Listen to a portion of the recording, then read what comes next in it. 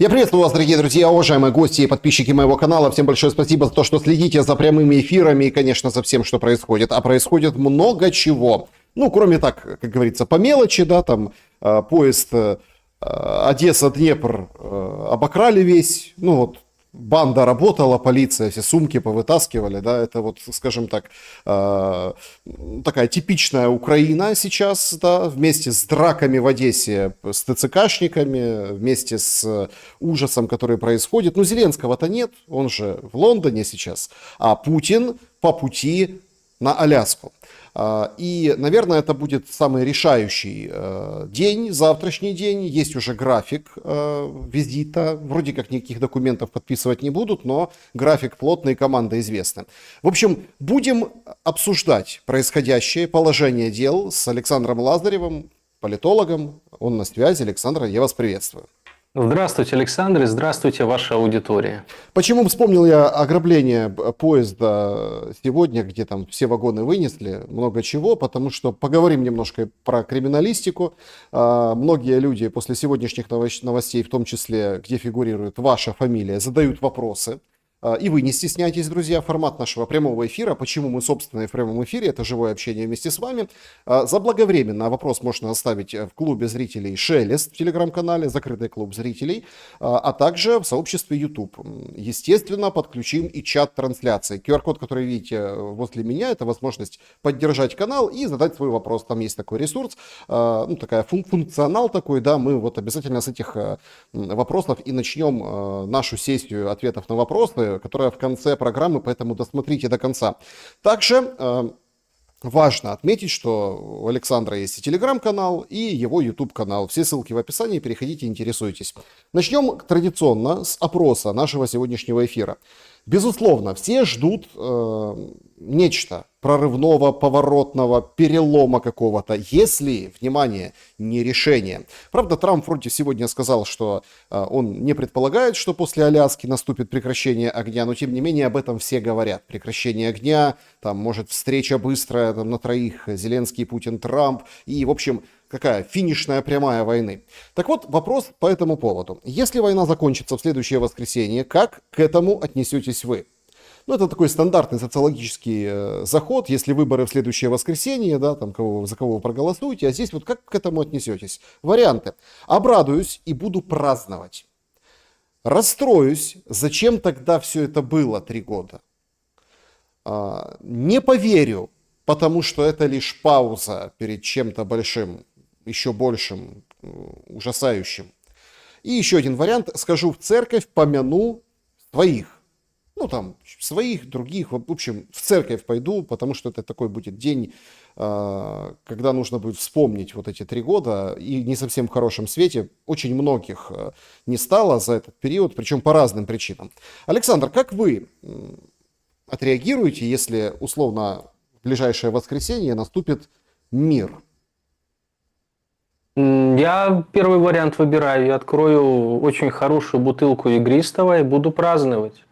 Буду праздновать, потому что я лично и все мои близкие люди, многие знакомые, очень сильно этого желают, больше многого в жизни, потому что мир для нашей страны, для нашего народа, для каждого из нас – это большая цель, которой необходимо идти, которую нужно достичь, потому что только мир сможет сохранить и народ, и страну, жизни многих, семьи, да, и привести к нормальному сосуществованию внутри государства.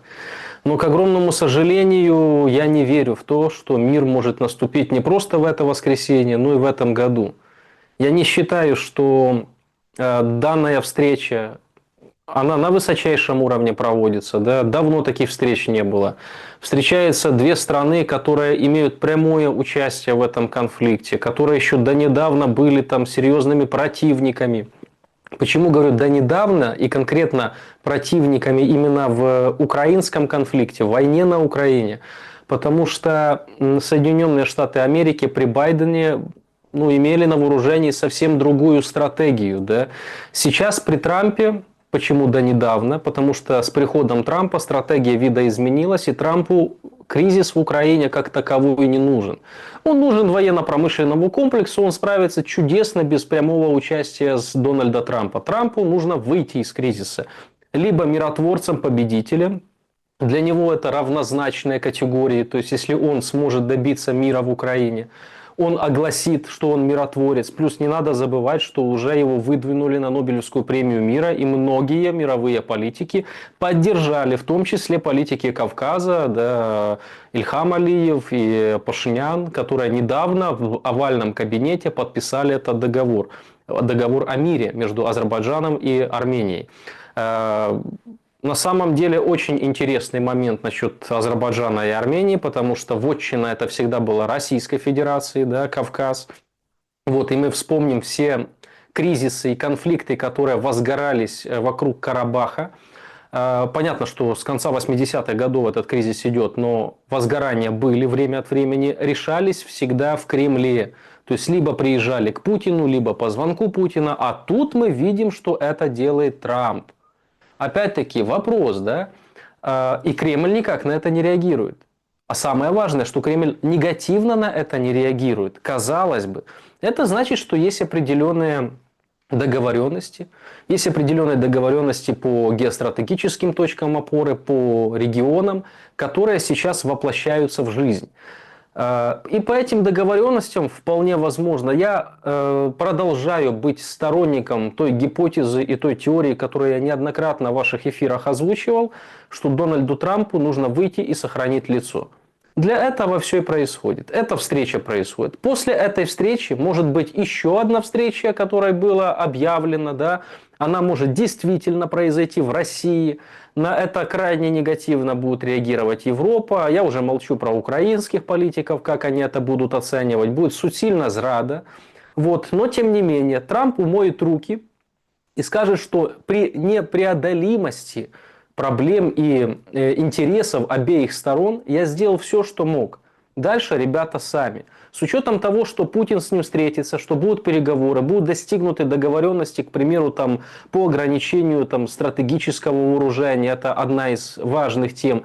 Не зря туда берут и министров иностранных, министров обороны, да, это будет абсолютно не только украинский вопрос. Александр, министра обороны. Министра, да, со стороны США не будет, да, согласен. США не будет. Это очень интересно, кстати, проанализировать пятерки, потому что там тет-а-тет, а потом 5 на 5. Ну, закончите мысль, потом перейдем к этому. Да. Вопрос Арктики. Один из самых важных вопросов сейчас для Соединенных Штатов Америки, потому что у Трампа подход, что необходимо обогащаться ресурсами. Все эти сделки, которые с Украиной он подписывает, заявления со стороны Путина, давайте не забывать о том, что можете добывать и на территории России. Он об этом говорил, да, и на территории там регионов, да, и прочего, вплоть там до Краснодарского края даже. Красноярского края. Вот, там, где известное предприятие по алюминию, да, и много других полезных ископаемых. У Соединенных Штатов Америки может возникнуть большая проблема. Им нужны эти ресурсы, потому что зреет конфликт с Китаем. А Китай является поставщиком, да, самым большим поставщиком редкоземельных ресурсов в мире. Поэтому они ищут альтернативу. Этой альтернативой может стать Россия. Это первый момент. Второй момент. Северный морской путь. Опять, из-за конфликта в Украине все забыли о существовании этого вопроса. А для американцев в борьбе с Китаем это фундаментальный вопрос. И не только по поводу полезных ископаемых, добычи углеводородов, да, и прочего, чем можно поживиться здесь и сейчас, продав на рынке. Но и с точки зрения логистики товаров, которая может осуществляться через Северный морской путь. И здесь, опять-таки, американцы вынуждены сотрудничать именно с Российской Федерацией. Они это прекрасно понимают. Это базовые фундаментальные вопросы. Украина тоже является важным вопросом, но для США, повторюсь, не столь важно. Подпишут ли сейчас мир, либо же США просто выйдут из этого кризиса, при этом не вводя никаких санкций против России. Что самое интересное, об этом Трамп уже говорит, что у него нет интереса вводить санкции.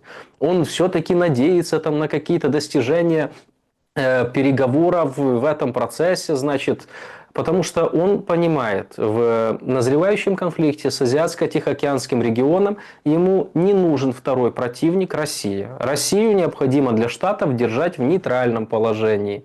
Ну, как минимум, хотя бы не в агрессивном друг к другу, потому что тогда они не подтянут этот конфликт. И они это понимают, и Трамп, как сторонник стратегии Киссинджера-Никсона, которая когда-то использовалась по отношению к Китаю, сейчас по отношению к России, быстро стратегия изменилась. Это значит, что необходимо идти на определенные уступки, не болезненные для США, да, по отношению к данному международному партнеру, да, либо сопернику, для того, чтобы не допустить объединения с более серьезным, более глобальным соперником и угрозой, которым является Китай, и это официальная доктрина Соединенных Штатов Америки. Ну, то есть вы тоже Собственно, поддерживаете ту позицию, что на Аляске Америка будет отбивать или как бы пытаться оттащить, насколько сможет, Россию от Китая. да, да. Не только на Аляске. Не только на Аляске. Они это уже делают. Все эти позитивные заявления со стороны Уиткофа, со стороны Дмитриева, спецпредставителя России, да, когда они встречаются, как они себя ведут, приемы, постоянные приемы в Кремле на высочайшем уровне Уиткофа. Вот. Мы сейчас не берем в расчет то, что Трамп рассказывает. Да. Вот иногда он делает резкие очень заявления, но нужно делать поправку, что Трампу нужно делать эти резкие заявления, потому что договоренности, Зачем? которые... По той причине, что он как-никак лидер западного мира. А вот та концепция, которая сложилась за последнее время, она подразумевает, что Россия является основным противником западного мира. И такой резкий разворот может привести к негативным последствиям на уровне, ну, не партнеров, а, так сказать, сателлитов, да, и союзников Соединенных Штатов Америки. Поэтому, с одной стороны, он заявляет крайне резко, что он недоволен, что это вообще так делать нельзя, допускает там всяческие выражения, а с другой стороны присылает Уиткофа, который говорит, ну вы же понимаете, это все публично, это фасадная политика, а мы-то с вами разговариваем на уровне реальной политики, а не фасадной. И вот на уровне реальной политики мы видим, какие переговоры и по каким позициям ведутся. И все эти заявления не сторонников, а команды Трампа о том, что, значит, будут какие-то территориальные уступки, и они к этому готовят общество, готовят там украинских политиков, да, что необходимо на это идти. Это тоже подчеркивает, что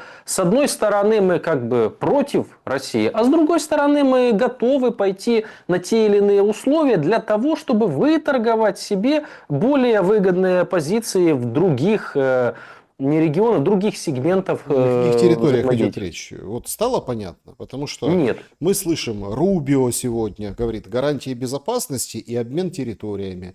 Это вот звучит еще как обмен землями. Об этом все пишут, говорят, и причем кажется, что это основной переговорный конек американской стороны на саммите в Аляске. Я, честно говоря, не могу понять, о каком обмене территориями может идти речь. То есть давайте просто вот отойдем, да, и зрителям тоже предлагаю отойти от вопроса с точки зрения участников конфликта с той или иной стороны. А посмотреть, вот, как Ленин говорил, да, за деревьями леса не видно, потому что вплотную к деревьям стоять нельзя, надо отойти на дистанцию. Вот если отойти на дистанцию и посмотреть со стороны Украины, уступки территориальные какие? То есть это по линии фронта, о чем, ну, тоже как бы заявляли, или это те буферные зоны и области в административных границах, о которых говорит Российская Федерация. То, что Зеленский сказал, что это невозможно с точки зрения Конституции, я поправил бы Зеленского, потому что, ну, вспомнил про Конституцию. Да? Тут дело не в Конституции. Это невозможно с точки зрения политического сохранения Зеленского и его окружения. То есть, если он сейчас после воинствующей риторики, после создания определенной касты, определенного класса вокруг себя, границ 91 года, сейчас согласится на территориальные уступки, причем даже не в административных границах, а по линии разграничения, для него это смерти подобно именно в политическом смысле. И недолг тот час, когда после подобных соглашений он может оказаться в местах не столь отдаленных, либо в очень отдаленных. Поэтому я уверен, что он на это соглашаться не будет.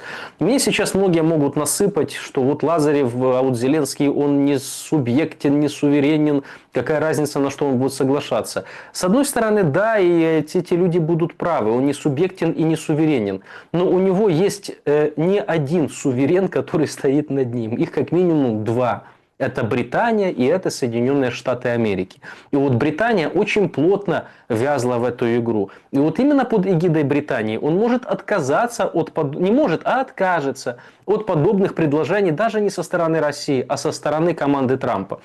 Российская же Федерация, когда речь идет об обмене территориями, с точки зрения России, это значит, им нужно уступить какую-то часть территорий, которых они сейчас контролируют? А как это тогда объяснить тому же российскому обществу? Как это будет выглядеть на мировой арене?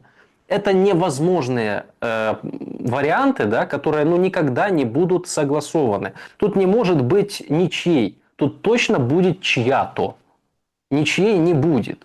Вот именно такая ситуация. И поэтому все застопорится. Пусть, например, Дональд Трамп договорится с Владимиром Путиным о прекращении огня по линии разграничения, там, да, и территории, значит, остаются за Россией, Америка не имеет никаких претензий, да, об этом же говорилось.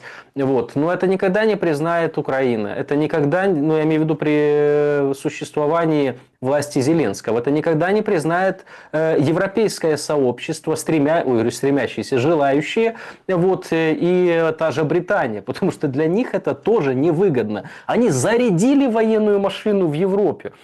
То есть они стремительно набирают обороты. Уже европейские СМИ пишут, что это просто, необычайный масштаб развития военно-промышленного комплекса и вкладывания туда денег. Люди ждут денег, капиталисты ждут вливаний, для этого нужен конфликт. Соответственно, никто из европейских политиков, которые лоббируют интересы в первую очередь не своих соотечественников, не своих избирателей, а конкретно бизнес-групп, не согласится на это. Они всячески будут подталкивать Зеленского для того, чтобы он отстаивал ту позицию, которую он объявил. Поэтому я не вижу сейчас возможности, при которой это обоюдно остановится. Вот именно обоюдно, этого не будет. Угу. То есть, что бы ни решили на Аляске, Зеленский будет продолжать воевать.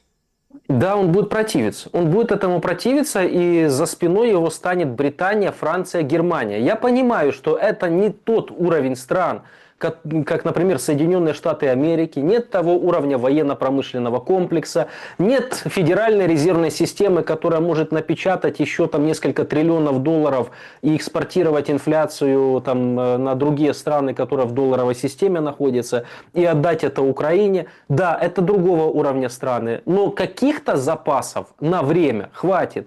Этого не хватит для того, чтобы отстоять то, о чем заявляет Зеленский. Не хватит совершенно. Но хватит, чтобы затянуть конфликт ценой больших человеческих потерь, ценой потерь территорий. То есть это та же история, которая была в 22 году, когда был первый Стамбул. Когда речь, например, не шла о Херсонской и Запорожской области, когда вообще об этом не говорили, да, тогда отказались, потому что было выгодно британцам это, хотя подписали. И мы вернулись к Стамбулу-2. Стамбул-2 хуже, чем Стамбул-1. А Стамбул-1 был хуже, чем Минск-2 и Минск-1. И поэтому каждые новые переговоры, а война, да, любая, она заканчивается переговорами, да, либо полным выигрышем, да, какой-то из сторон. Вот. Любые переговоры сейчас не имеют никакого смысла. То есть, а дальше они будут просто ухудшать позиции Украины. Понимает это Владимир Александрович? Понимает. Понимают это британцы, французы, немцы. Конечно, это очень прагматичные люди. Зеленского поймали уже и неоднократно на его риторике. Сейчас мы видим, как меняется риторика Зеленского до президентства Трампа, во время президентства Трампа, имеется в виду после инаугурации, да, вот зимний-весенний Зеленский, весенне-летний Зеленский, сегодняшний Зеленский, такие три разных Зеленских, и уже это люди выхватывают, нарезают и делают какие-то видео, да, вспоминают, что он говорил по этому поводу. Но тут же возникает очень интересная другая уловка. Я, если честно, отметил изменение риторики. Ну вот смотрите, Трамп говорит о санкциях. Типа, я их не хочу вводить, но они есть в инструментах.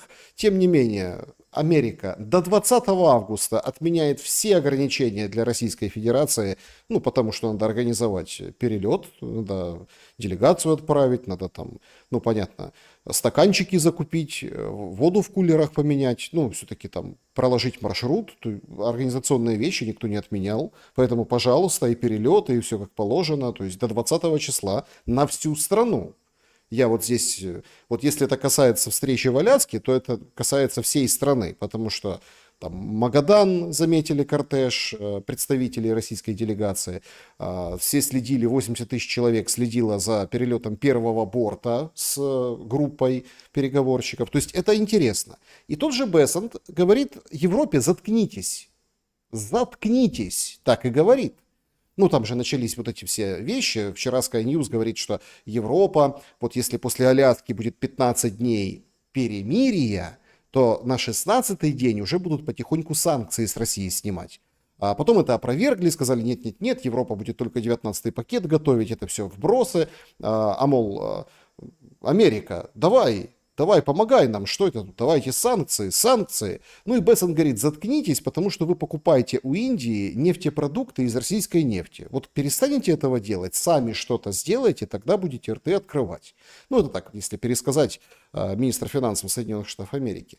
Но параллельно с этим изменением риторики, что примечательно, сам Трамп говорит о том, что он собирается Зеленского как бы с Путиным свести.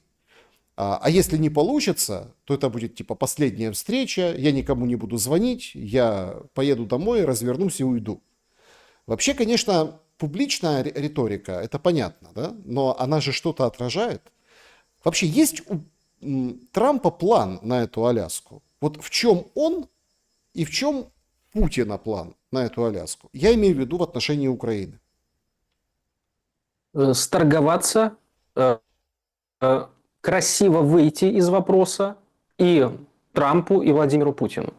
То есть эти два политика между собой имеют коммуникацию, имеют понимание, как они стратегически сейчас будут действовать и выглядеть для всего мира, для того, чтобы в дальнейшем не обострять взаимоотношения между Соединенными Штатами и Российской Федерацией.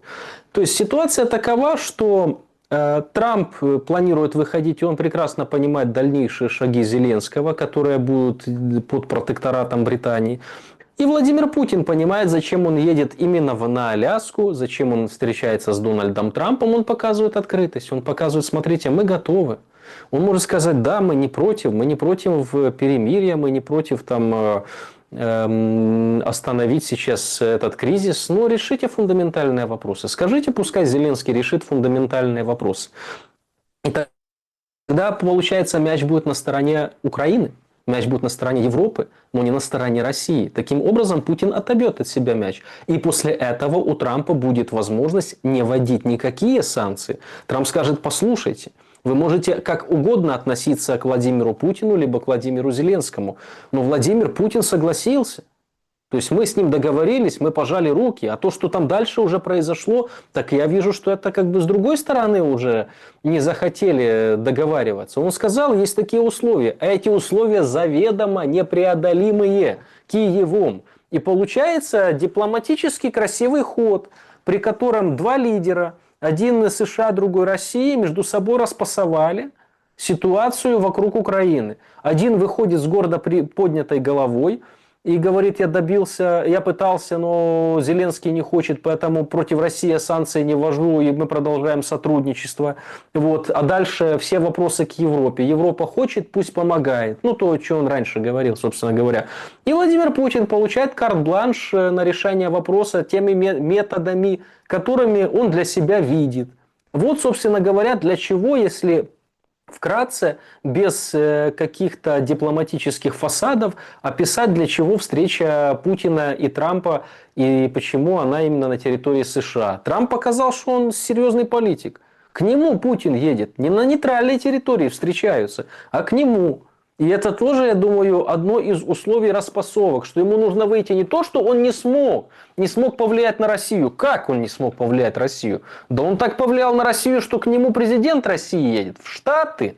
Штаты, а более того, с учетом того, что ни один генсек Советского Союза и ни один президент России не был на Аляске, да, со времен, когда Аляску продали Америке. Путин первый раз, так это вообще Трамп может эту тему раскручивать как исторический факт, не просто там международный, а исторический факт. И это кто сделал? Это сделал, конечно же, Трамп. Поэтому, как крути, не крути, но Нобелевскую премию мира все-таки надо ему давать. Ну, да, за старание хотя бы, да, действительно. Александр, Да. ну тут есть очень интересный аспект, ну такой подтекст. А если условно Трамп и Путин о чем-то договорятся, там же тоже риторика очень странная. Если Трампа послушать, это можно делать, конечно, в разное время суток по-разному, но вот то, что сегодня он заявил, он как бы ставит телегу впереди лошади, он говорит об условиях мира. А мол, как там чего, это там вы сами договоритесь, имеется в виду Зеленский и Путин. Вот тут как-то так, примерно то, что вы разложили, только вот если так проще, мол, я глобальными вещами занимаюсь, а вы вот там. Так, а о чем они уже договорились, как вам кажется? Потому что бытует мнение, что есть определенная договоренность, и, и там будут что-то оформлять. Песков говорит, подписей никаких не будет. Ну, Песков тоже, как бы, раз через раз, понимаете, иногда стреляет холостыми. Даже сам Путин над ним подшучивал, мол, это вы у него спросите, у Пескова, что он там вам говорил до этого. То есть это не тот спикер, за слова которого можно уцепиться и предъявить журналисту Путину на следующее интервью. Все это прекрасно понимают. Однако, либерота, я использую такое выражение, с вашего позволения, ну, те, которые выехавшие, получившие инъекцию славы и хейта в одном флаконе, например, Невзоров у Дудя, вообще говорит, что Путина заманивают, чтобы арестовать. И вот этим кормят свои аудитории, что сейчас прилетит самолет, и там вот вышел, морпехи, а его в наручники и увезли. И вот сидят, вот это все смакуют. Я, если честно, там вот этот сегмент Ютуба, ну, честно, вспомнил благодаря этому интервью Дудя и Невзорова, да, и так немножко посматриваю, ну и Гордон, конечно, который, оказывается, украинский Соловьев, и его хотели дагестанцы убить, и вообще там ракетами, дронами по нему стреляли, в общем, пуля не берет, как и Малюка. Гордон, Малюк, их Искандеры, пули вообще ничего не берет. Только поэтому я вспомнил, потому что нужно было посмотреть, а что за правду матку рубит Гордон, ну и там, соответственно, это как бы медиапространство там понеслось, да. Так вот, это зачем-то разгоняется и вот этим, ну скажем так, кормят Трампа, мол, какой ты лидер, ты слабак, а вот если приедет Путин, ты его как арестуешь, тогда ты просто будешь героем неимоверным. Провокаторы, но какая цель? Ведь все понимают, что этого не будет. Александр, ну просто я хочу себе представить обстоятельства и ситуацию, при которой там Трамп, условно говоря, включает Гордона либо Дудя с Невзоровым и смотрит и говорит, ё-моё, ну теперь точно надо, потому что ну такие люди сказали, вот прям уровень серьезный. Слушайте, они могут говорить что угодно. Невзорову Дудя, кстати, Дудь его при всей моей там, ну, не совсем симпатии к Дудю, да, размотал красиво в некоторых моментах, там, где Невзоров поплыл и не мог ответить на вопросы, чем он там отличается от людей, которых он сам критикует. Нет, чем он отличается, это многим понятно. Но как минимум те подходы, которые он использует, да, мы, говорит, за добро, но если надо, то мы гадости будем делать. Ну, такой себе момент. Но Гордон это для меня это вообще высший эталон человека, который действительно прошел все. Вот он не просто Соловьев. Ведь Соловьев, по словам Малюка, это пропагандист. А Гордон правду матку говорит. Это самое важное, что это всегда правда. И мне очень нравится, когда Гордон встречается с Соловьем. Есть такой русский парень, Соловей, который работал там, он расскажет, что он там лично с Путиным работал, чуть ли не за одной партой сидел. Вот, и он все знает. Вот, кто когда умер, кто управляет, где рептилоиды, где инопланетяне спускаются. Он такой, он мог бы стать постоянным резидентом. Есть в России такой канал РЕН-ТВ. Вот. Когда-то на СТБ в Украине показывали передачи такого толка, вот, веселые, там, как мужик инопланетян встретил. Ну, в России такой аналог украинского СТБ – это РЕН-ТВ. Поэтому я думаю, что Соловью нужно работать на одном из этих телеканалов. Вот. Что касается Гордона, ну, его действительно не берут эти вещи, его другие, даже не вещи, вещества, походу, берут, когда он заявляет то, что он иногда несет в эфире. И я единственное не могу понять, как этого человека до сих пор люди слушают. Аудитория огромнейшая. Ни один прогноз его никогда не сбывался. Ну-то ладно. Самый четкий прогноз был, когда он говорил: я имею инсайдерскую информацию, что чемпионат мира в России не состоится. Год 18 или 19 был. Ну, в итоге он состоялся. Гордон это никак не прокомментировал. Как и все остальное, собственно. Вот. Это что касается Гордона. Что касается Трампа и его подхода к мировой политике, факт. Есть такой анекдот, да, когда мыши пришли к сове и говорят: о, мудрая сова, что нам делать? На нас же постоянно орел охотится. И сова говорит: вам надо стать ежами. Вот. Ну и они такие идут довольные, да, нам надо стать ежами, и один мышонок умный спрашивает: слушай, а как же нам стать ежами? Обратно идут в совет. Сова говорит: слушай, ну я стратег, я не тактик, сами разбирайтесь. Вот такая же ситуация у Дональда Трампа. Он действительно пытается показать, что он над схваткой, он стратег. А в тактике, ребята, решайте сами. Вот если вы не сможете договориться, это не мои проблемы, это не мои вопросы. Дальше это ваше. Я все сделал. Больше я сделать не могу. Я ж не могу вместо вас сесть и порешать ваши проблемы. Он уже об этом говорил. Но это ж не мой регион. Он сказал для Европы. И кто-то из его окружение сказал, что это вообще задний двор Европы, Украина, да? Это не задний двор Соединенных Штатов Америки, это не Мексика, там, не Куба, чтобы Трамп занимался решением этих вопросов на постоянной основе. Для США ни холодно, ни жарко. Поэтому он красиво отпетляет. А то, что в Киеве пытаются создать эту атмосферу, очень стратегически неразумно. Потом придется создавать совсем другую атмосферу. И как они будут на этом фоне выглядеть, да? И как они потом будут отчитываться. А если, не дай бог, то, что Трамп, например, Гордона и Невзорова не смотрит, ну какой-то рядовой сотрудник ФБР может посмотреть, вот, и поставить галочку на въезде. И тогда плакали паспорта этих ребят и возможность посетить такую дивную, красивую страну, как Соединенные Штаты Америки. Ну, вы видите, как о вас можно сказать, что вот вы как-то предвзято. Нет, все вполне себе. И так вполне может быть, потому что вот приходят новости. Я хочу два документа американских обсудить с вами. Документ первый.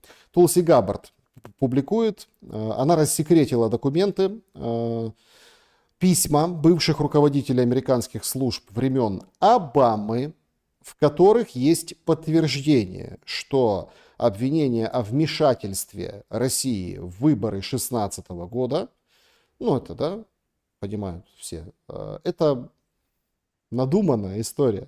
Там директор разведки Джеймс Клэппер в письме, которое адресовал в ЦРУ, ФБР, АНБ, он призывал идти на компромисс с привычными методами работы и как можно скорее завершить доклад по России, ну, в общем, назвав, что давайте возьмемся за руки, это командная работа. Это ведь тоже под Аляску делается, ведь 100%. Под Аляску, и не только под Аляску, еще и под выборы. Это очень важный момент под выборы, потому что именно это дело у русских хакеров, которые взломали систему и помогли там Трампу избраться, да, и они во всем виноваты. Эта тема педалировалась на продолжении всей первой каденции Трампа. Ему же импичмент там собирались объявлять. Потом эта тема педалировалась и уже на вторых выборах. То есть, что Трамп это агент Кремля, и он там был завербован, когда приезжал еще в 90-х годах или в 80-х в Москву, там его и вербанули, и после этого он, значит, работает на Россию. Ему необходимо отбиваться от этой темы. Вот сейчас они, фактически рассекретив документы, макнули в грязь лицом всю эту демократическую шайку, которая в Трампа бросалась именно пророссийскими взглядами, что вот он такой, он за Россию, он не за США, Россия это же экзистенциальный враг Америки, и вот посмотрите, кого вы избираете. Есть часть избирателей внутри Соединенных Штатов Америки, которые действительно так думают. Если не ошибаюсь, публиковали социологические опросы, там около 20 или 25%. Это постоянные избиратели в основном демократической партии. И понятно, что на этой теме будут спекулировать демократы и в дальнейшем, и в будущем, и на выборы в парламент, и там на будущих президентских выборах, я имею в виду там на промежуточных, да, и прочего. Поэтому, кстати, и по этой же причине, то, о чем мы с вами вначале говорили, почему Трамп иногда крайне резко и негативно высказывается в сторону Российской Федерации. Ну, а необходимо показать, что он равноудаленный человек от этого государства. А вот если вы не верите словам Трампа, так вот вам документы. А вот документам уже это как факты, упрямая вещь. Им уже не верить нельзя. Собственно говоря, красивый ход, хороший удар. Ну, Трамп также может, кстати, и поступить и по отношению и к другим вопросам, опубликовать определенные документы по тому же Эпштейну, да, и макнуть туда своих оппонентов. Вообще сейчас при большом желании, я думаю, что Владимир Александрович, который Зеленский, показал всему миру, что не существует в политике вообще правил. То есть вообще политика выстроена вокруг определенных правил. Они всегда были, даже понятия были. Вот, там, семьи не трогать, да, работало это. Это работало. Ну, к примеру, в Украине это раньше работало. Вот. Зеленский показал, а если мне надо, почему нельзя? Если надо фальсифицировать какие-то дела, на тебе фальсифицируют дела. Нужно отменить Конституцию, отменим Конституцию. Я думаю, это очень красивый пример, это очень хороший пробник для того, чтобы многие западные политики начали его использовать и на внутриполитической арене. Почему нет? Если ты власть, ты президент, за тобой спецслужбы, там твои люди. Слушай, можно такие документы опубликовать, что волосы дыбом у всех станут, а конкуренты потом будут бегать и доказывать, что они не верблюды. Да? В эпоху постправды это уже неинтересно. Второй документ, это который опубликовал сегодня Госдеп, там немцам досталось за преследование партии альтернативы. И, конечно, об Украине. И вот там становится уже очень интересно. Более 3 лет не замечали ни единого марафона, ни цензуры, ни преследований, пыток, внесудебных расправ, ни вот этих, скажем так, затянутых дел, когда политиков, журналистов, людей, просто людей, да, бросают в тюрьмы, и они там сидят долгими годами без приговора, без ничего. Там даже фигурирует отдельно там нардеп Шевченко. Вот. То есть, и тут Госдеп замечает. В нормальное время, ну как в нормальное, даже вот условно еще год назад появись такой документ, это была бы информационная бомба. Сейчас все тихонечко все рты позашивали. Ну, отчет и отчет. Да подумаешь. Но это ведь тоже звоночек, причем такой конкретный набат, колокол. Почему американцы выдают эту базу сейчас? То, что они упорно не замечали все эти годы. Во-первых, политическая целесообразность подъехала, да, раньше ее не было, да, и раньше администрация другая была, которая координировала все эти действия и не допускала там альтернативу для Германии, блокировала их инициативу, ну, я имею в виду не напрямую блокировала, да, а посредством влияния на политика высшего эшелона самой Германии. Творила это все в Украине, они это одобряли. Они это одобряли, потому что если вы там не сотрудники, условно говоря, каких-то структур, которые связаны с фондами там USAID, либо фондами Сороса, либо еще какими-то другими организациями по типу там Бердио и прочего, то значит вы враг, вы противник, вы не продвигаете американские интересы в своем государстве. А если, не дай бог, вы еще за интересы своего государства топите, и они расходятся с интересами США, так вы вообще изменник Родины. И эти вещи не просто не замечались, им содействовали, американцы за этим стояли. Понятно, именно демократическая партия. А сейчас Трамп понимает, что, опять-таки, возвращаемся к тому, что для Трампа 2 позиции выгодны. Я не говорил, что ему там вот не надо, чтобы они заключили мир. Ему тоже это подойдет. Ему подойдет и заключение мира сейчас, и просто выход из конфликта. А Зеленский, да, и Трамп это понимает, он не собирается двигаться в той парадигме, которую рисует администрация Трампа. Трампу как человеку это тоже не сильно симпатично. Вы посмотрите, это очень экспрессивный человек. Это не политик с холодным расчетом, он очень эмоциональный, он бизнесмен. Вот. Он привык к жестким, резким реакциям. Вспомните, как он встречается и при первой каденции даже с европейскими политиками, которые не являются ему ровней. Он сразу это демонстрирует, невербально, то за руку хватает, то за голову берет, да, где-то почухает его за ухом, как того Макрона, да, либо еще чего-то. Они будут давить на то, что дискредитация власти Зеленского. Более того, могут потребовать проведения выборов. И это могут быть обоюдные условия со стороны России, со стороны США. Ведь Россия может заявить, что мы не можем подписывать никаких соглашений с Зеленским, потому что он юридически непонятно в каком статусе находится. Об этом говорили. Поэтому публикация подобных вещей со стороны Америки в сторону украинской власти – это дискредитация, хотя она и так дискредитирована, эта власть, но это дискредитация на международном уровне того ореола, да, того образа святого мученика и борца, пока еще, простите, не мученика, борца Владимира Зеленского, да, который разогревался последние 2,5 года.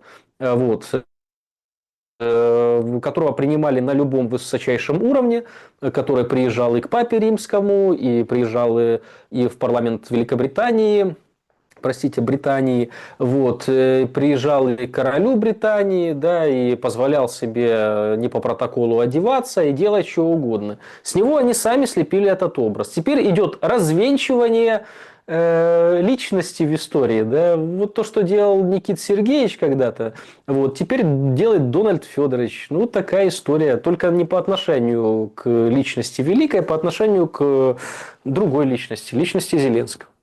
Материалы в западной прессе, британской, к слову, да, просто тоже впечатляют. В общем, не хотят украинцы воевать, куча СЗЧ, пишет Телеграф и так далее, на фоне ужасной ситуации в Донецкой области и в Днепропетровской тоже, потому что приходит информация, что межевая, это Днепропетровская область, недалеко от Донецкой, но Днепропетровская.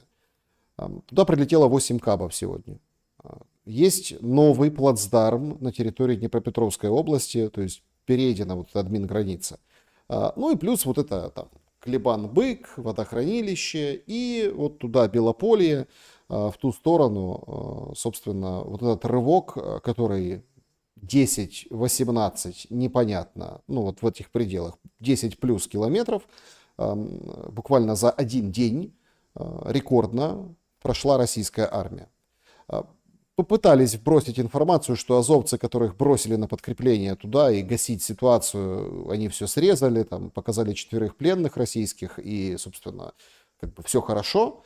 Но прошло немножко времени, и все прекрасно понимают, что да, что-то там, скажем так, конечно, бои завязались, но вот этот выступ и вклинение большое не срезано. То есть бои продолжаются, это прямо сейчас.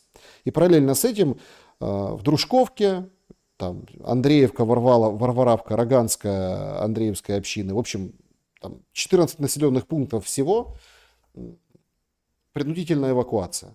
То есть это значительно дальше, мирное население как бы эвакуируют.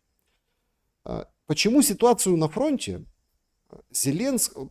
помните вот это в начале его каденции, да и мы с вами там на каналах разных говорили, то есть встречались в интервью, вот Зеленский как бы тефлоновый. Вот там есть какие-то политические проблемы, или какое-то заявление какое-то несуразное, или элементарное незнание чего-то. Ведь это было прям с 2019 года.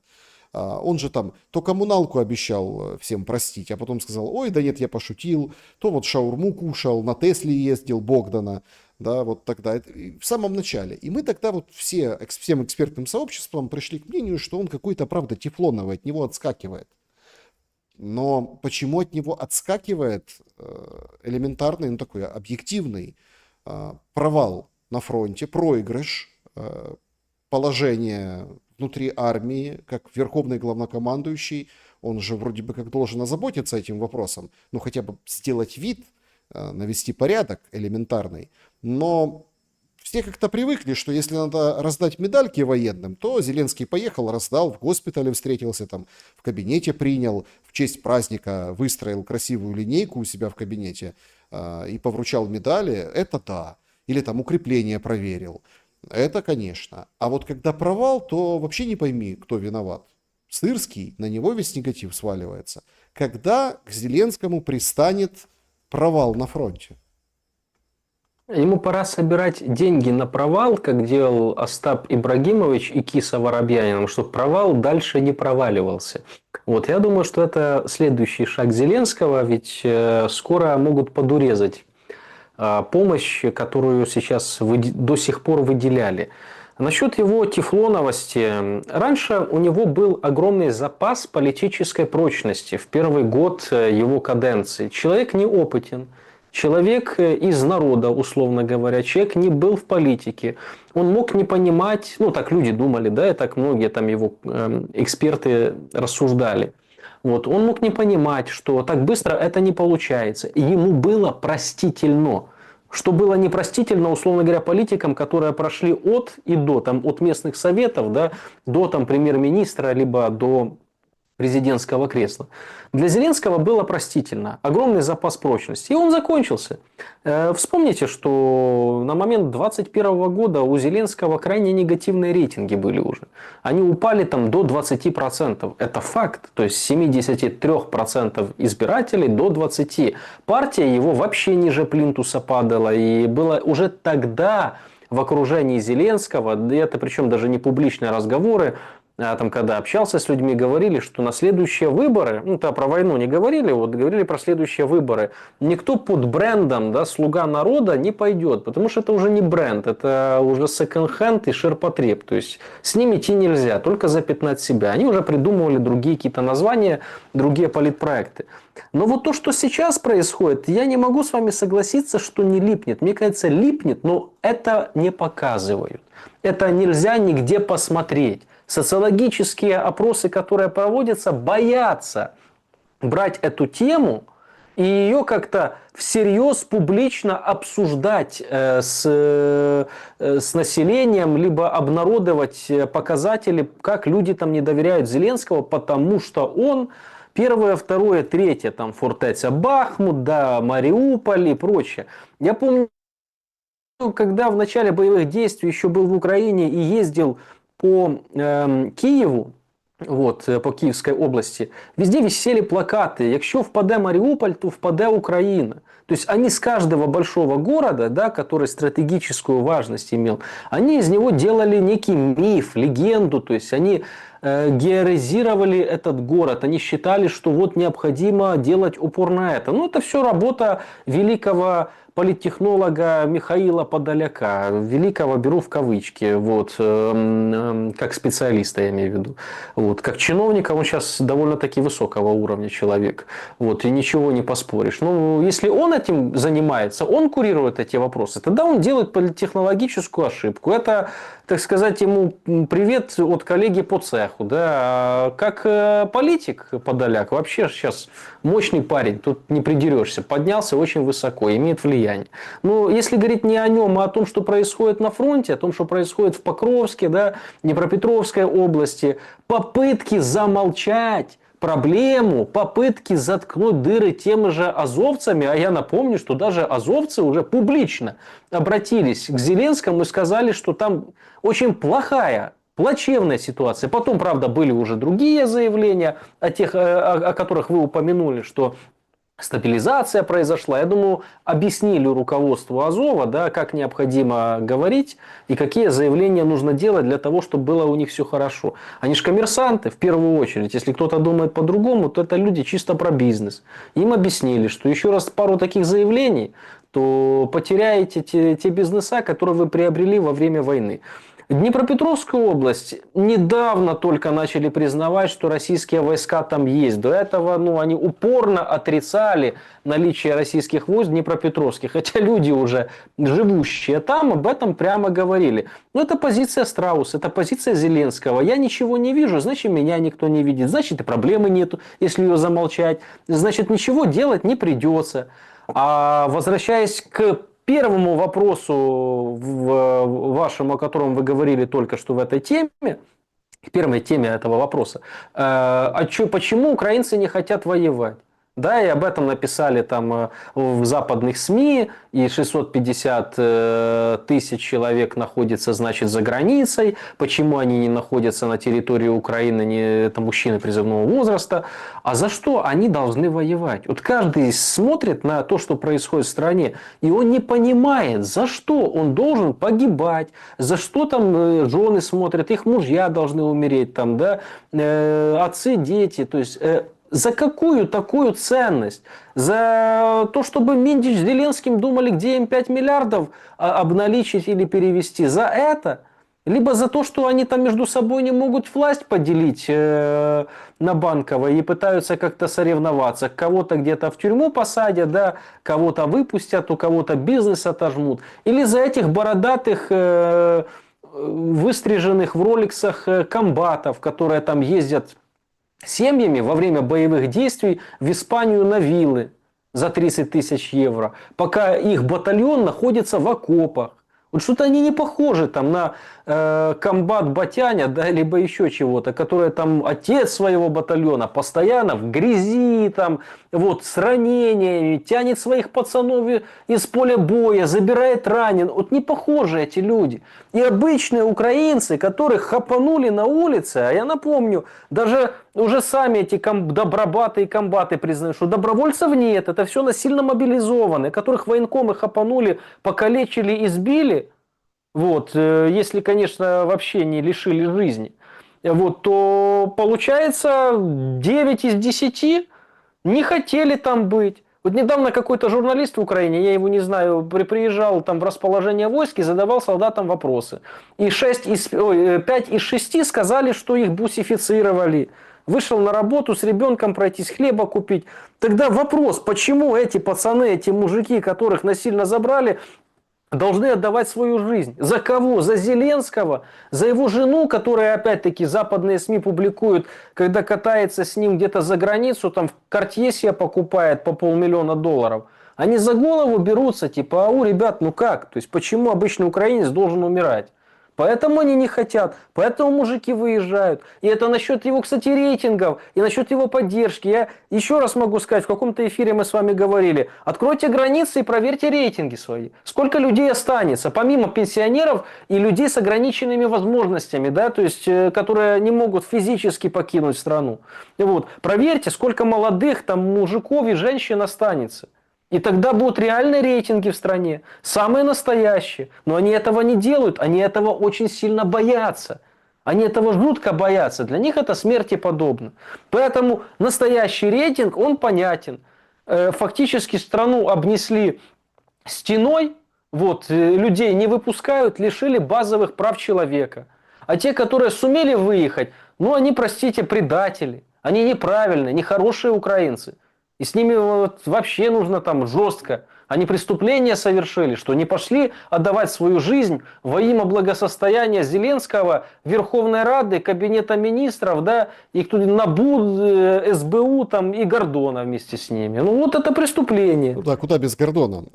Без Гордона нельзя, это опасно, говорят. Да. Без Гордона, да, можно заразиться чем-то, но зато демография повышается. В общем, Александр, я вот хотел бы, чтобы вы именно на другое немножко отреагировали. Я упоминал уже ситуацию в Одессе, которая была сегодня. Значит, территория СТО, рейд. Где-то человек там, ну, всего 50, да, полицейских и ТЦКшников. Еще каких-то в гражданке, ну, этих помощников. На территории СТО там, в общем, людей собирали. Собирали порядочно. Они, эти люди, сопротивлялись. Одного кого-то там повалили, и люди, в общем, там, мужики вступились, в общем, всех отмудохали, там человек 30, по-моему, насобирали с слезоточивым газом, все как положено. И уже буквально к концу дня, то есть утром это случилось, а к концу дня они в Николаеве уже с чистыми, красивыми ВЛК ждали там в одной из частей, да, в учебок. Ну, были записаны в части и пошли в учебку. Это вот сегодняшняя ситуация. Картинка жуткая, YouTube такое не любит. Драки, вот это. У меня возникает вопрос, вот как бы вы на него ответили? А почему украинцы готовы своих же, ну, убить ради того, чтобы свою шкуру спасти? Вот откуда это? Вот все-таки национальной чертой, ну, это сложно назвать. Ну, даже вот при всем при том, что мы там с вами украинцы, мы самокритичны.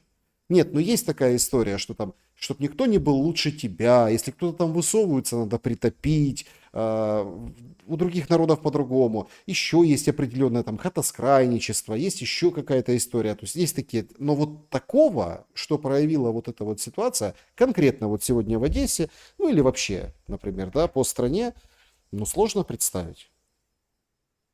Знаете, мне когда-то, года 2 назад, одну из статей, которые мне придумали, это разделение украинцев, да, там, по национальным каким-то признакам, никогда не делил и никогда не считал, что какая-либо нация является хорошей либо плохой. Я все народы и нации делю на две части всегда, на людей и не людей. Вот люди и не люди. Вот. У Балабанова когда-то был фильм такой хороший, да, вот, ну там, правда, не люди, там другое слово было, вот, более такое жесткое. Ну вот я делю людей так. Вот для меня либо человек обладает моральными, волевыми, порядочными качествами, да, либо он алчный, лживый, не отмечен печатью мудрости, чести и благодетеля.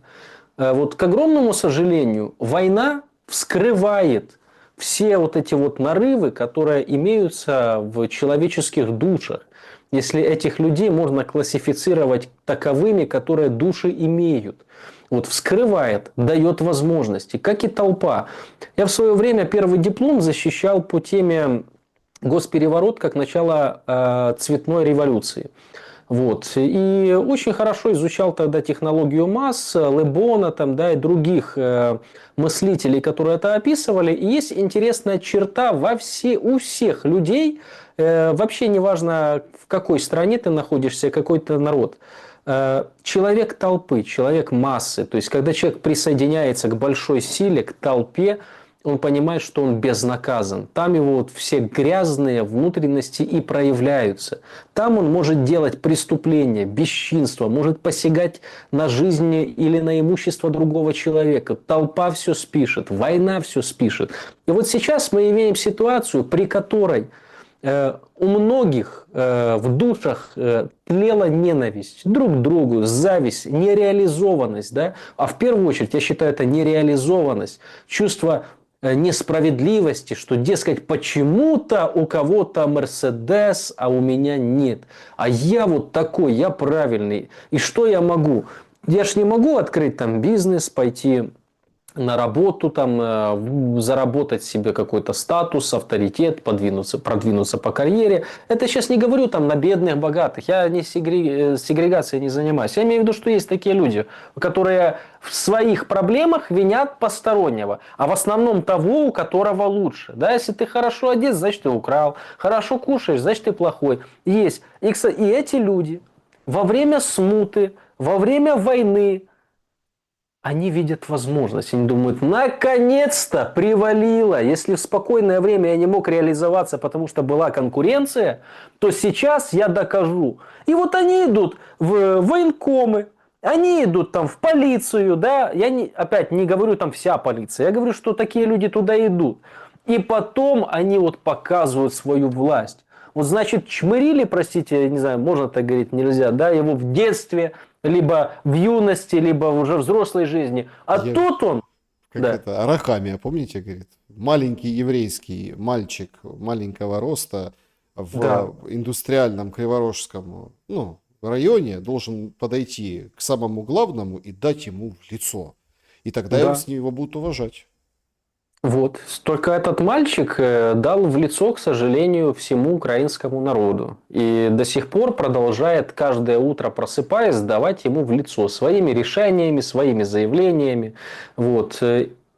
Но это мальчик уровня, да, это уже не мальчик, это муж, вот, государственный, вот, а это пацанва, которая не смогла там пробиться до таких высот, которых этот мальчик пробился, вот, и эта пацанва, она пошла в военкомы, и вот она приезжает и начинает прессовать, начинает отжимать, потому что кто они? Право имеющие, а все остальные дрожащие. Вот и все, вот у них деление. Так вот для меня это есть люди, есть не люди. Я их людьми не считаю. По поступкам судить надо. Вот когда они чувствуют власть и начинают избивать кого-то, либо видят, что старушка бросается на этот автобус и просит сына отпустить, да будь же ты мужиком и человеком наконец-то. Да отпусти ты этого пацана, что с тебя убудет? Ну не заработаешь ты $100 сегодня. Ну выпьешь на один бутыль меньше. Но нет. Значит, души нет, морали нет. Ничего святого и человеческого.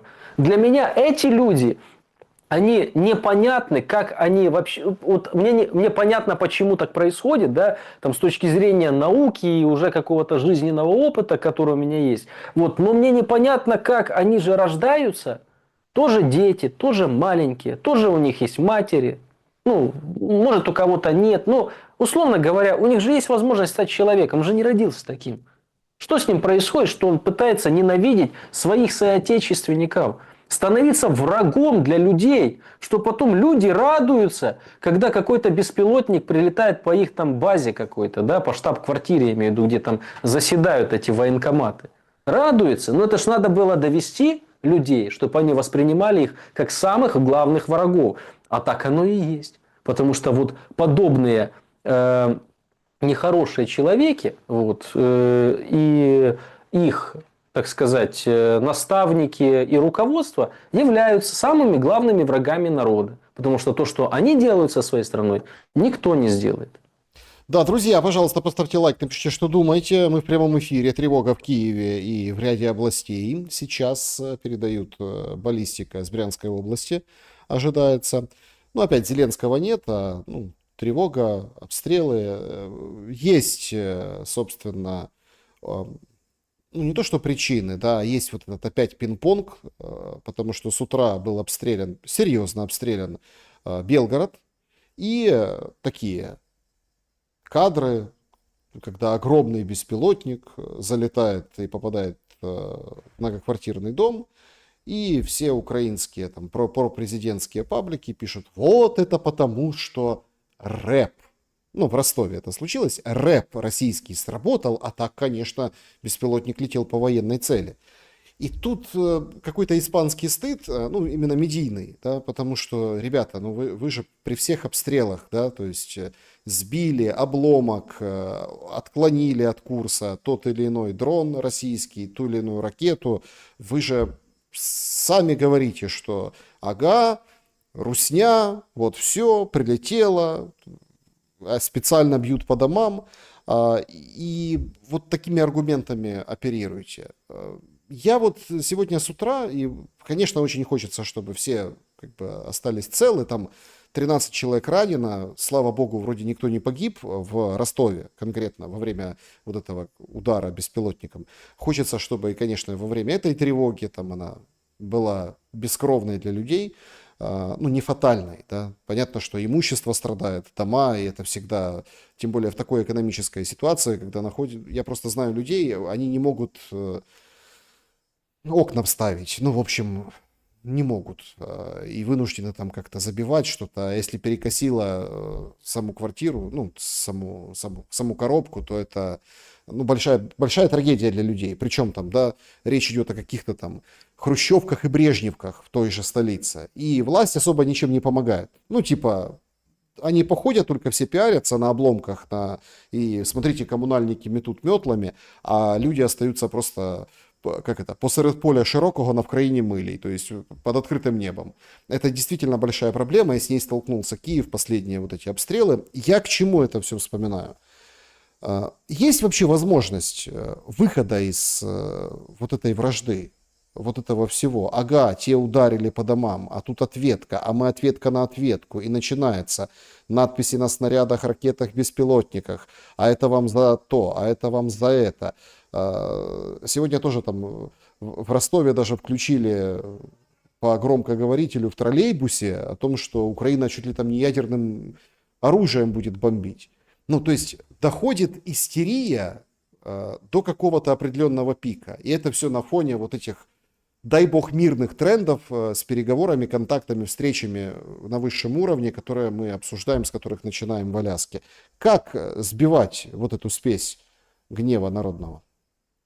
Но это все результат пропаганды. Это результат пропаганды, причем во время войны пропаганда работает всегда с обеих сторон, и всегда происходит расчеловечивание противника. Происходит всегда, и всегда рассказывают, что та или иная сторона, причем неважно, мы сейчас можем отойти от украинского конфликта и там взять Карабахский конфликт, да, взять ирано-израильский конфликт, взять любой конфликт в мире, да, то есть неважно даже какой.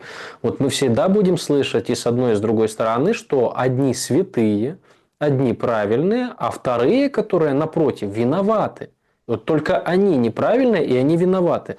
Так, к огромному сожалению, работает механизм средств массовой информации во время войны.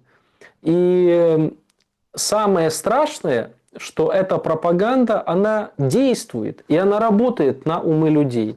То есть люди заражаются пропагандой, они критически в основной своей массе. Вообще мозг так устроен у человека, физиология, да, он напрягаться особо не хочет. Мозг, он же как мышцы, то есть он хочет отдыхать в основном, да, ищет как проще. Почему там сейчас люди перестали там лонгриды читать, да, букв много, лучше картинки посмотреть, полистать, чем что-то прочесть. Потому что мозг устает, он привыкает к более простому объяснению, к более простой информации. А когда нужно думать, а еще и критически информацию осмыслить, а еще, не дай бог, обе со стороны послушать, да, что они говорят, еще и третью, и тогда только сделать выводы. Так это вообще очень тяжелый труд. После этого нужно отсыпаться сутки. Это проблема 21 века. Хотя пропаганда и в 20 веке работала, просто она не была такая повсеместная. То есть не было механизмом доставки этой информации такой, да, условно говоря, там потом появился телевизор, да, до этого газеты там, ну, не каждый прочитает, в каком тираже издадут, а интернет сейчас есть у всех, телевизор есть у всех, и каждый включает, каждый слушает и смотрит, и внимает в себя негатив. Я, честно говоря, советую людям как минимум критически осмысливать, да, когда вы видите именно какое-то разжигание, когда вы видите злость, ненависть, призыв. Здесь и кроется пропаганда. А теперь к вопросу, как это прекратить после окончания войны. Необходимо лет 5 сменить риторику. Лет 5. Много Подавать очень, нет? А? Много очень. А не, ну в историческом масштабе это мгновение всего лишь. За 5 лет это даже не поколение, это половинка получается. Да? Большинство людей сменят точку зрения. Большинство людей посмотрят на ситуацию, оказывается, нас обманывали. Оказывается, это не так было, да? Это было по-другому. И вот тогда начнется процесс примирения. Постепенно люди начнут мириться. Ну а пока, например, в Украине эта машина настолько запущена, что она расчеловечивает там не только россиян, но она расчеловечивает свой народ, который там не хочет воевать идти, да, либо имеет там другую точку зрения на происходящее. Это же сразу же исчадие ада, что там Корчинский заявляет, что должны делать военкомы, если там они видят сопротивление, как они должны реагировать. И вот эта вот ненависть повсеместная, она отравляет умы человеческие. И после этого предстоит очень тяжелый и долгий труд, если, конечно, предоставится такая возможность вот, для людей заняться этим вопросом. Если не предоставится, тогда это очень грустное будущее ждет страну и народ, наш народ, который на ее территории проживает. Единый телемарафон – это большая беда. Значит, проснулся Трамп очередной раз. Свежее заявление. Значит, говорит, будет вторая встреча, на которой Путин, Зеленский, я, возможно, и европейские лидеры. Посмотрим, как это будет. Думаю, что Путин и Зеленский придут к миру. Если придут, то это будет 6-я война за 6 месяцев, которую я закончил. Потужный Трамп. Значит, спросили у него, типа, а вот саммит на Аляске это награда для Путина? Тут говорит, нет, это не награда, это вообще ситуация, которая не должна была произойти. Значит, по поводу редкоземельных металлов тоже задали вопрос. Там же как гуляет вот эта версия, что россияне будут участвовать в разработке на Аляске. Ну, вот эта история говорит, что редкоземельные металлы не так важны. Я стараюсь жизни спасти, вообще-то. Значит, мы будем, в общем, Херувим. не платим Украине деньги, мы, наоборот, получаем стопроцентную оплату за то, что мы отправляем, и больше не дадим деньги Украине. Мы работаем над тем, чтобы война закончилась, и опять Трамп повторяет, что он спасает жизни.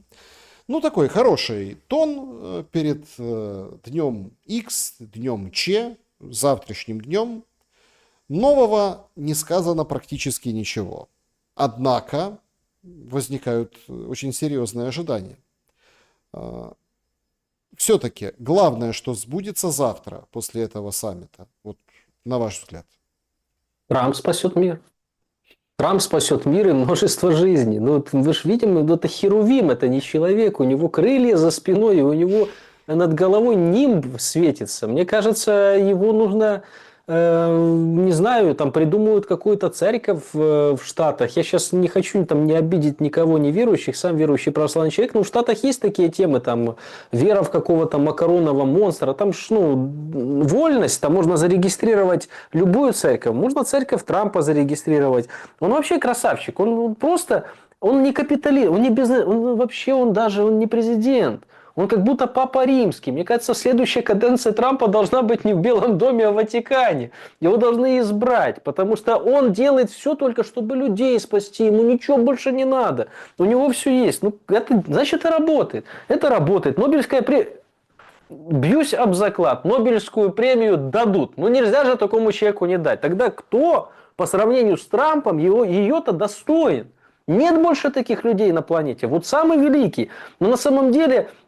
Друзья, не надо забывать известнейшую, такую уже затертую фразу Маркса, что нет того преступления, на которое не пойдет капитал ради 300% прибыли.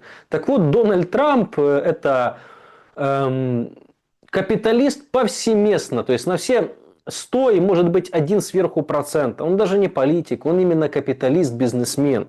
И самое важное для него – это отнюдь не жизнь, самое важное – это прибыль, деньги. Деньги, которые должны порождать деньги, которые должны работать, это влияние, власть и возможности. И все эти возможности используются для того, чтобы приумножать деньги. Это человек такой формации. Но он красиво это подает. Он пытается это завуалировать, потому что, опять-таки, не политологически, а больше человечески. Дональду Трампу, если не ошибаюсь, 77 лет. Это довольно взрослый человек, пожилой человек.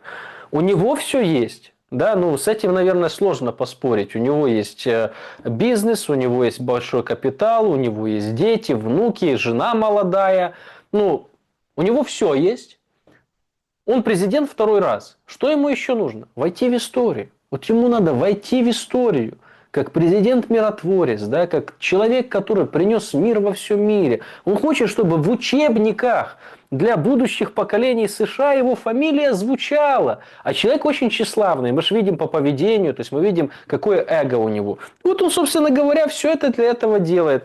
Делает очень красиво. Я, честно говоря, снимаю шляпу с точки зрения имиджа, с точки зрения подачи, харизмы. Харизма жуткая просто, она прям распирает человека. Он круто все делает. Но есть один маленький нюанс. Это все понарошку, не по-настоящему. Если бы я не был президентом, Путин захватил бы всю Украину. Я думал, весь мир. Дональда Трампа. Да, судя по всему, весь мир. Друзья, будем переходить к вашим вопросам. Подведем итоги нашего сегодняшнего опроса трансляции. Если война закончится в следующее воскресенье, как вы к этому отнесетесь? 5% расстроятся, мол, зачем тогда все эти 3 года? 7% сходят в церковь, помянут своих. И вот разделились мнения. Первое и второе место. Больше 8,5 тысяч голосов мы получили. 43% не поверит, потому что это будет всего лишь пауза, некая пауза, а дальше будет еще страшнее. 44% обрадуются и будет праздновать. Ну, вот такая развилка. Знаете, так хочется, что аж не верится, наверное. Но праздновать хочется, конечно, и особенно праздновать победу. Я говорю победу, мир, да, то есть мир, для кого-то победу, для кого-то мир, прекращение войны. Хотя я видел такую картинку красивую в интернете, когда искусственный интеллект сделал. Сегодня Facebook листал, и, значит, такие молодые, хорошо одетые женщины где-то в Европе кричат до границ 91 года, а бабушка, плачущая на могиле сына, да, говорит, что, может быть, все-таки пора уже это все прекратить. Так вот, это вопрос. Пока людей не касается трагедия, именно лично не касается их семьи, у них кто-то не погибает, то до тех пор они бегают по Европе с флагами і кричать «Тільки до 91-го року і ні кроку назад, ми будемо цього добиватися, а хто не хоче, хто не з нами, той мускаль чи зрадник». А люди, которых это коснулось напрямую, да, семьи, особенно там матери, погибших сыновей, вот они хотят этого мира. И я, честно говоря, я очень хочу, чтобы мир наступил, и чтобы все-таки народ уже смог начать жить, а не выживать. Это очень важно. И тогда, друзья, мы вместе с вами все отпразднуем, да, кто как любит. Тогда будет праздник очень большой у всех. Вообще у славянских народов всех. Что прекратится эта война. Это важно. Да, друзья, значит, мы теперь к вашим вопросам переходим. Начнем с сообщества YouTube. В чате пока не пишите. Ну, в общем, режим Блиц, чтобы большее количество успеть. Иван спрашивает. Вопрос к Лазареву. СБУ сообщила, что вы в Москве встречаетесь с Дудкиным, у Медведчука. Так ли это? Или это они увидели ваши какие-то совместные стримы? Оттуда узнали. Действительно, сегодня интересный такой материал выдали СБУ в публичное пространство. Есть такая организация «Другая Украина», которую организовал ну, в общем, идейный вдохновитель. Это обмененный Медведчук. Находится она в России. Там есть украинцы, которые попали в Россию. И СБУ по итогам допроса одного из политологов, а конкретно Кирилла Молчанова, в общем, выкатила 12 людям, включая самого Медведчука обмененного, да, подозрения. Вас тоже Молчанов называл, что вы ему говорили, откуда у этой организации деньги. Расскажите поподробнее об этой истории, потому что вот, например, есть один словацкий эксперт украинский, он пишет о том, что Молчанов вообще был тройным агентом. То есть вот он и с разведкой российской, и ФСБ российской, и СБУ, и в конце концов, в общем, задача его была внедриться и всех сдать. Ну, это вот аналитика из Словакии. Что по факту и как вы там оказались в этом списке? Начинаю с первого вопроса. Отвечаю на вопрос зрителя. Я с Дудкиным не живу в Москве. Более того, я даже не живу в России. Это так, для сведения. Не то, что в Москве. Юрий Анатольевич Дудкин проживает в Германии. Это тоже такой момент, поэтому дорогому подписчику, я не знаю, разочарую, либо обрадую его, да. Никто из нас в Москве не то, что стримы не записывает, но даже не находится и не живет. Это первый момент.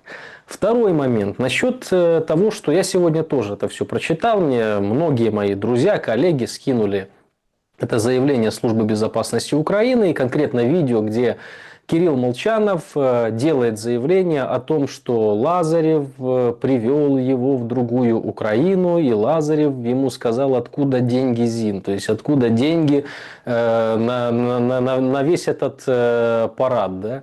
Вот. Удивительная ситуация. Сейчас мы перейдем к тому, вообще, почему Кирилл об этом говорит, да? Но я хочу сразу сказать, я прогуглил, вот это может сделать каждый, что официальным учредителем юридическим этой организации является Кирилл Молчанов. И теперь, друзья, просто на логику. Как я мог привести человека в организацию, которую он создал? Ну, как-то уже не клеится. Но это вопрос не Кириллу Молчанову, это вопрос службе безопасности Украины. Ребят, ну не дорабатываете вы. Ну, так нельзя прям. Очень коряво как-то, топорно вы шьете эти дела. Насчет Кирилла Молчанова. Мне очень жалко его. Я этого человека знаю. Я его знал и в Киеве, да, то есть я с ним созванивался в году 22-м, когда он был в Германии. Вот, я еще находился в Украине. То есть меня спрашивал, как я, что. Вот. Вполне нормальный парень. Я не хочу верить в то, о чем говорит этот словацкий эксперт, что он там какой-то агент двойной, тройной. Да я не верю СБУ, что он был там агентом каким-то. Не, может и был, но я не знаю об этом ничего. Но то, что я даже представлять себе не хочу, что с ним делают и что с ним могли сделать в застенках Службы безопасности Украины, а это, просто повторюсь, это человека экстрадировали, взяли в Польше, человека, который там выступал у Соловьева и прочее, его взяли, да, его забрали в Украину. То есть, что с ним могли делать, да, какие угрозы ему, какую перспективу будущее ему рисовали. После этого, друзья, ну, то, что он какого-то Лазарева, которого он вскользь знает, потому что на эфирах пересекались, мог туда приплести, ну, он мог приплести туда и мать родную, потому что то, что они делают с людьми, как они ломают, да, как они кошмарят, тут можно понаписывать что угодно и чего Ну, угодно. это, знаете, Поэтому, это как вот да. есть журналистская такая история, и я тоже стараюсь. Очень много есть показаний военнопленных.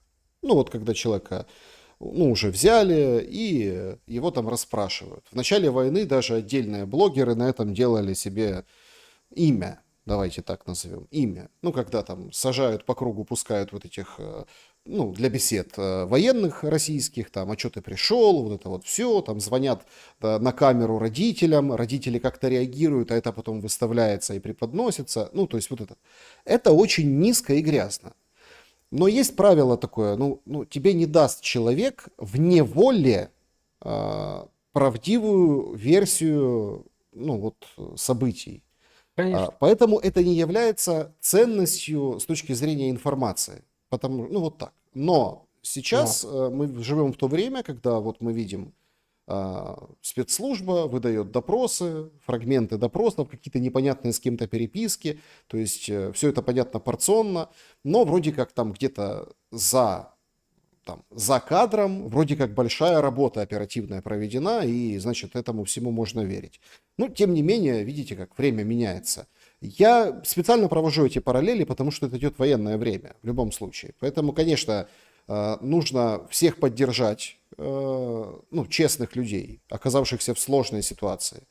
Ну, а с нехорошими людьми лучше не пересекаться. Вот как бы вот так вот резюмировать вот эту, ну, такую историю. Хотя то, Да, что, согласен. хотя то, что вот это вот опять-таки вот эту там берутся за другую Украину или, например, Центр противодействия дезинформации сегодня жутко радуется по поводу закрытия YouTube-канала. Говорит, всем приготовиться. Дианы Панченко, Панченко, да. Панченко. То есть, ну, это тоже симптоматично. Это тоже нам говорит о каких-то переменах и какой-то скорости. Очень нервничают и очень куда-то торопятся. Все-таки есть точка отсечения Аляска, безусловно. Давайте все-таки вернемся к нашим зрителям. Много вопросов. Мирослав, здравствуйте. Что будет делать большинство народа Украины после войны? Выживать в Украине или выживать в Европе? Спасибо. Большинство народа, ну, те, которые сейчас в Европе, будут выживать в Европе. Более того, тенденция сейчас не самая позитивная в Европе пошла, потому что уже многие страны заявили о желании лишить пособий. Да? В той же Германии партии об этом заявляют повсеместно, в Польше об этом сказал уже Навроцкий, президент Польши. Так что ситуация, ну, такая очень скользкая. Но выживать в Украине еще сложнее, потому что жить хотя бы там, где ты на свободе, там, где ты имеешь право на передвижение, вообще твои базовые права учитываются, как минимум. Хотя права все должны учитываться, не только базовые. Гораздо легче, чем выживать в стране, в которой работает повсеместно репрессивный аппарат, в которой людей фактически ловят на улице, в которой идет война, здесь выжить сложнее. Но я скажу, что остается только молиться, друзья. Молиться Господу и верить в то, что Бог управит.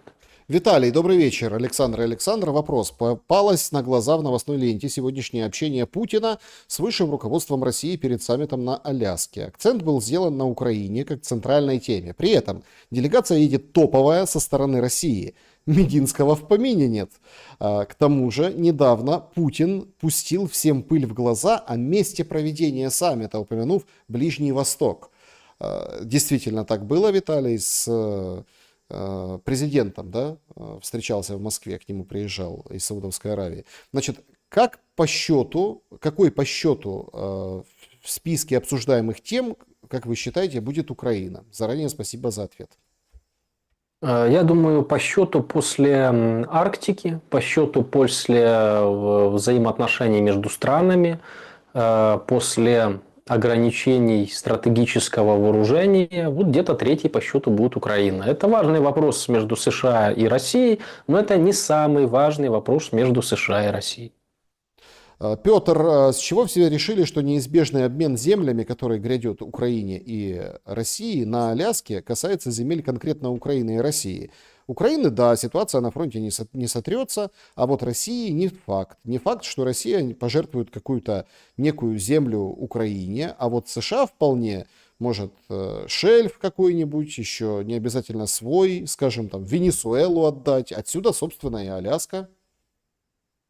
Мне кажется, это больше конспирологическая какая-то тема. Мы в начале эфира говорили о том, что я не вижу обстоятельств, при которых Россия будет жертвовать какую-то территорию. Тогда вся государственная концепция, которую Россия выстраивалась, да, вся государственная пропаганда, все механизмы, да, публичных заявлений, они тогда умножаются на ноль. Это большой имиджевый удар. И как минимум не только имиджевый и репутационный, но это может дестабилизировать вообще ситуацию в России. Значит, поэтому я таких обстоятельств не вижу. Да. Поддерживает нас тоже пользователь, пишет о том, что возвращается к вот этой сегодняшней новости от СБУ и говорит, вот эти все люди, 12 человек, которых они перечислили, а как они вообще могут представлять опасность государству? Поймите правильно, там, все, конечно, молодцы, но вот разговорами, эфирами, что вообще ни на что же не влияют. Вон, например, Трамп до сих пор ничего не слышал про бусификацию. Кроме Венгрии, о ней вообще в Европе никто не знает. И это касается и коррупции, и узурпации власти, правового произвола и всего-всего-всего. На самом деле список действительно очень интересный. Я некоторых людей с этого списка даже не знаю, я с ними не знаком. С другими знаком, понятно, по Киеву знаком, а с некоторых даже не знаю. Например, тот же Руслан Кацаба, который попал, мне звонил, да, смеется, говорит, я им, говорит, завтра видео, говорит, с Москвы запишу, на Брайтоне живет, говорит, выйду, скажу, что это уже Москва или как, то есть на самом, это очень такая, как-то неподготовленная, не сильно разумная стратегия поведения. Как мне когда-то года 2 назад написали в деле, уже у меня 5 или 6 статей они мне инкриминировали, до этого было 2, и они в деле написали, как мультик такой был, «Десь колись невідомо коли». Да? Только тут не про кота-пса, а про то, что я вступил в какой-то с кем-то сговор и действую по какому-то руководству. И мы на нашу думку, формулировка на нашу думку. Но теперь это не только на их думку, а на думку еще Кирилла Молчанова. Хотя я уверен, что это не его думка, а человек либо читал с листика, либо ему объяснили, что надо говорить. Поэтому, странная история, к этой организации никакого отношения не имею, и это, вызывает только улыбку. Могу сказать, ребят, работайте как-то грамотнее и лучше. Угу. Добрый вечер. Войн на почве языка, религии и автономии много было в истории. Это и баски, и ирландцы, и те же малороссы. Да, и сейчас полно таких примеров. Кажется, что у человечества большой опыт в этом вопросе, и все предсказуемо. Значит ли это, когда правительство очередной страны начинает запрещать язык, религию, то делает это намеренно в расчете на кровь и жертвы? Есть ли примеры в истории, когда запретом и террором удалось сломить коренное население? Спасибо, желаю всем мира. Только истреблением. Есть примеры, есть одна из самых демократических стран мира, да, которая смогла коренное население несколько веков назад уменьшить в его масштабах. объявив тогда в охоту на них, да, признав их там нехорошими людьми, потом фильмы снимали, как грозные ковбои расправлялись с плохими индейцами. Есть такие примеры, но отнюдь не только запретами, да, а еще огнем и мечом. А любые запреты, которые вводит государство на культуру, религию, язык, то, что сейчас мы видим в Украине, действительно, это политтехнология, которая ведет к разобщению людей и разделению их, как раньше было, на сорта, сейчас на определенные классы. Есть первый класс, да, условно говоря, а есть класс неприкасаемых, которые когда-то в Индии, да, такой существовал, с которыми даже нельзя там ручкаться. Вот, к сожалению, сейчас такие, как я, в Украине, русскоязычные люди, да, хотя я и украиномовный, и российскомовный, люди, которые ходят в Украинскую православную церковь, да, которые считают, что памятники исторические писателям, художникам сносить как-то неправильно, да, переименовывать города и улицы неправильно, они попали в эту касту. Но это ненадолго. И все меняется, и это тоже не вечно под солнцем, и это изменится. Вот только когда нормальные люди придут к власти, я надеюсь, сегрегации не будет. Ну, будем все надеяться, конечно. Значит, вопрос, смог ли Зеленский вообще предотвратить войну, или страна уже находилась как можно больше под внешним управлением, что было уже невозможно? Мог. Мог Зеленский предотвратить войну. И я не просто так думаю, я это знаю. Зеленский не просто мог. Зеленский был обязан предотвратить войну. Он когда пришел с таким уровнем поддержки можно было земной шар перевернуть.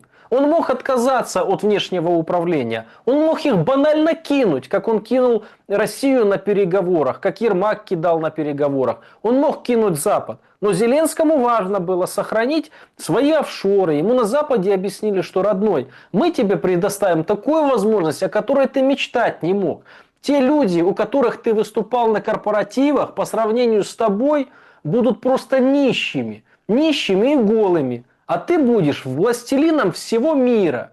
Вот. И вот Зеленского была эта возможность. Но он решил ею не пользоваться. Хотя напомню для людей, что когда он в этом фильме «Слуга народа», который является пропагандистским фильмом и подготовкой к выборам, встречался с Международным валютным фондом, то он там их послал в определенном направлении. А когда он в реальности встретился с Международным валютным фондом, то лобызал им руки. Собственно говоря, в этом и разница. Он мог это сделать. Более того, он мог не допустить войны.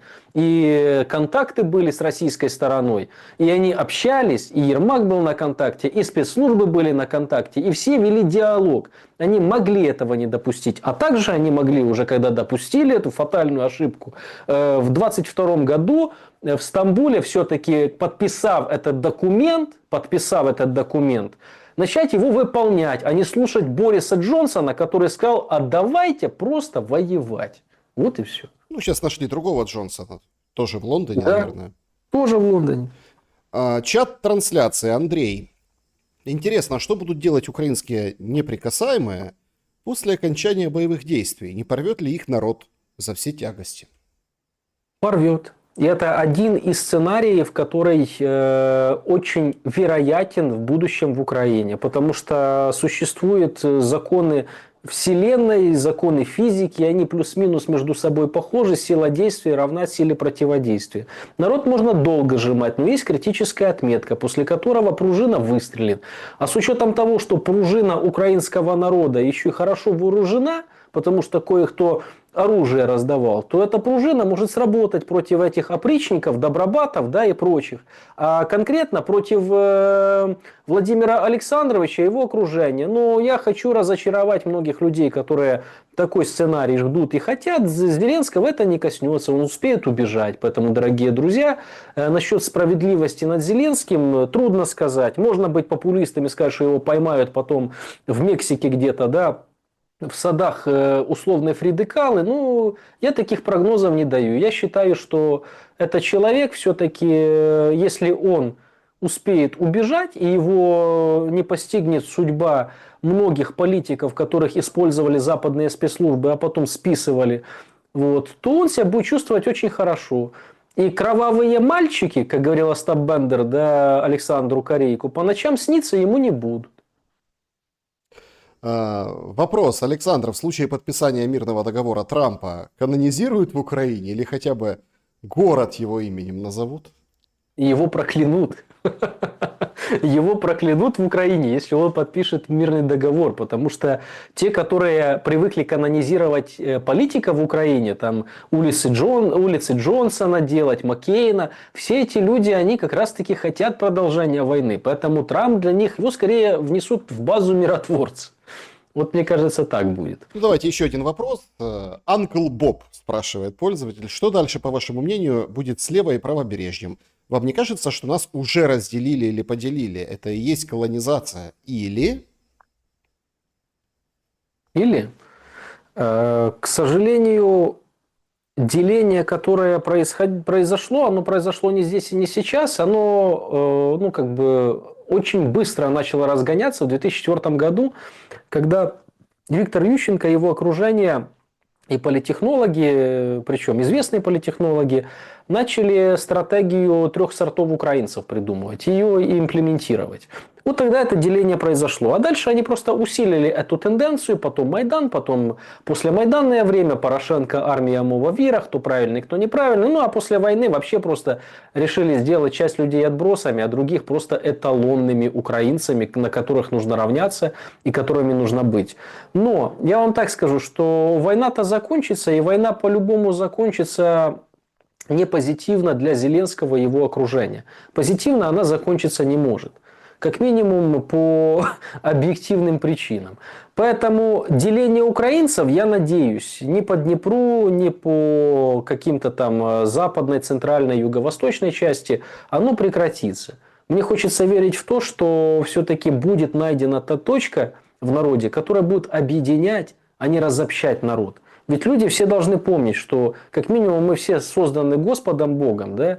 И мы созданы не для того, чтобы ненавидеть друг друга, а тем более в одной отдельно взятой стране. А я напомню, что народ – это большая семья в классическом смысле. Ведь люди когда-то объединялись в народ, сначала в племена, потом в народ, потом в государство, для того, чтобы мирно сосуществовать друг с другом. Но сейчас в Украине, в этой семье, произошел очень серьезный раскол и дележ имущества. Я надеюсь, это когда-то закончится. И семья сможет садиться за общий стол и там решать свои проблемы.